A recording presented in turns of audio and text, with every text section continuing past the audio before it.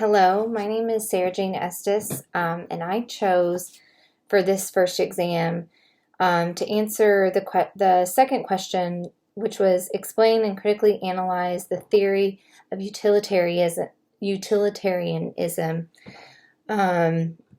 And so utilitarianism is a consequential list theory that says one should do whatever brings about the greatest balance of happiness.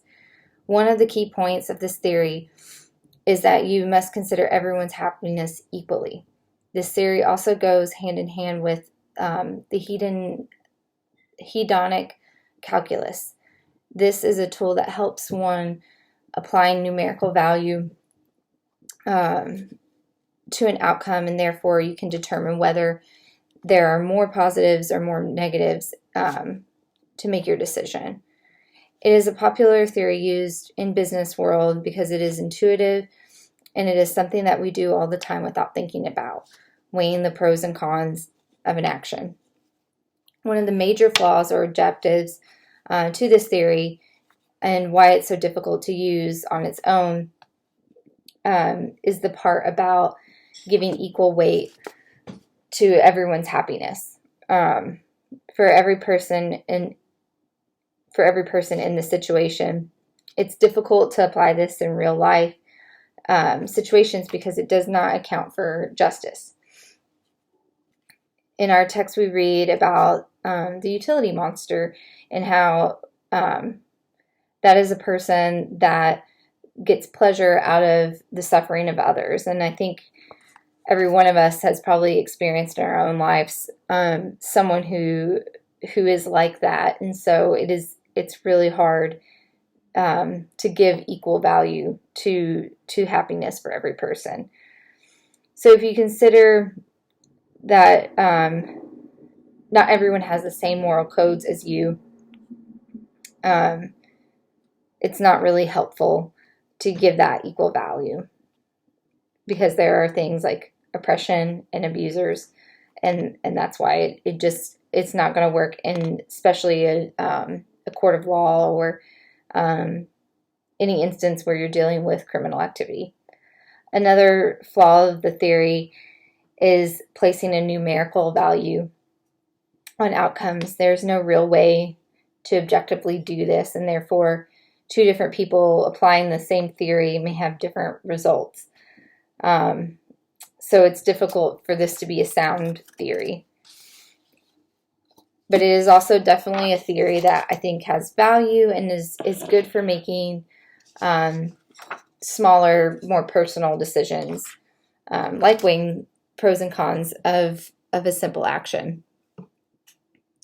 The second piece I chose to write on was it was actually the third prompt that you gave us, the case study 1.6. In this case study titled Pornography on the Boss's Computer, it looks at the moral dilemma that Carlton finds himself in when he uses the boss's computer to quickly look up an article in the computer search history. Carlton sees the site that looks like it could be pornography, and he clicks into it to confirm what he suspects. And he is correct. The stakeholders in this situation are Carlton, Todd, which is his boss, and the company itself. Carlton has signed a code of conduct that includes confidentiality, professionalism, and workplace computers, and dealing with workplace computers for personal use. He's also an intern hoping to get hired by this company when he graduates from the program. His dilemma here is whether he should report what he has found to upper management as outlined in the code of conduct, or to not. To evaluate, we should look at what he's done in the situation, and that is he went into his boss's computer without consent, and for me, that is him also breaking his code of conduct, and his professionalism and confidentiality by choosing to do that action.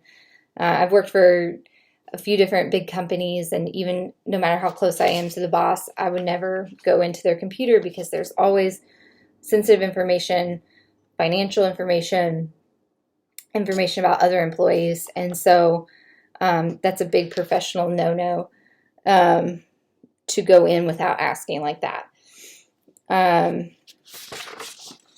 the flip side, Todd asking Carlton to look at this article with no further instructions of how to find the article while he's in the middle of a meeting is a tall request, and something that Todd probably should have prepared for prior to the meeting, especially something so large as flying out to Los Angeles for this big meeting. He needs to be prepared for what he might face. And obviously he knew about the article because it's something he had searched in the past. So he needed to be prepared with the information. So it is understandable that Carlton, being an intern, is wanting to please Todd and get him the information he needs. But at the end of the day, the responsibility falls on Todd to be prepared and have clear instructions for his intern. Since Carlton is trying to get hired, there could be some major consequences in telling upper management about the pornography. They may question why he would have looked into the search history to begin with. And he is, after all, an intern, and that is not a very good look for an intern to be going into their boss's computer. So it could jeopardize him getting hired in general. It could also, who is to say if the upper management would decide to fire Todd? It may not be an offense deemed worthy of losing your job at this particular company. And that would be extremely difficult for Carlton to continue working with Todd in a way that's manageable if both of them stayed on. Using utilitarian theory, there are too many negatives on the hedonic calculus scale to warrant turning Todd in. Maybe alternatively, Carlton does need to be honest with Todd that he used the office computer to search and explain his reasoning to him instead of letting Todd find out on his own that Carlton had used the computer. This would also eliminate the awkwardness of the did he or did he not see what was in the search history, because he'd be coming clean and saying, I went into your search history. And this will kind of put the ball in Todd's court, so to speak, and maybe that will wake Todd up a little bit about maybe I shouldn't ever be using the computer for my personal use in this way because other people in the office have access to this computer.